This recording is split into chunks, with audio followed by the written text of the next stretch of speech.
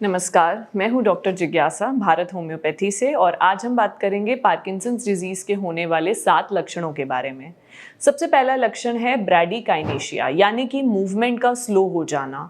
As we know कि dopamine जो कि एक न्यूरोट्रांसमीटर है वो ब्रेन से रिलीज हो रहा है मसल कोऑर्डिनेशन करने के लिए, और उसमें अगर कमी हो जाती है, there is decrease in dopamine in blood, तो उसकी वजह से पेशेंट की बैलेंसिंग पे इम्पैक्ट पड़ता है, उसकी वॉकिंग पे, उसकी गेट स्लो हो जाती है।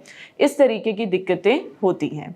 दूसरा सिम्टम है forgetfulness. Dementia like forgetfulness is a very common symptom, जहाँ पे पेशेंट रास्ते भूल जाना, लोगों के नाम भूल जाना, और वो उसके अलावा उसके आसपास के लोगों के चेहरे भूल जाना, इस तरीके के भी एडवर्स स्टेजेस में फॉरगेटफुलनेस देखी गई है। तीसरा सिम्टम है जहाँ पे पेशेंट बहुत ज़्यादा लो फील करता है।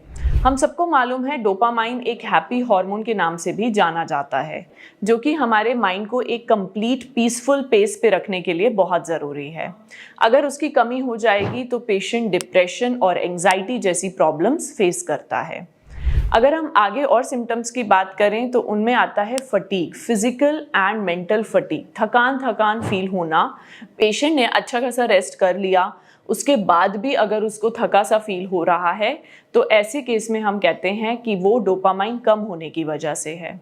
अथवा और आखिरी सिम्टम होता है स्लीप प्रॉब्लम्स, यानी कि पेशेंट को या तो बहुत ज़्यादा नींद आ रही है या बहुत कम नींद आ रही है। ऐसा अक्सर देखा गया है कि पार्किंसन के पेशेंट दिन रात में प्रॉपर्ली स्लीप नहीं लेते हैं और बीच बीच में उनकी स्लीप डिस्टर्ब्ड रहती है।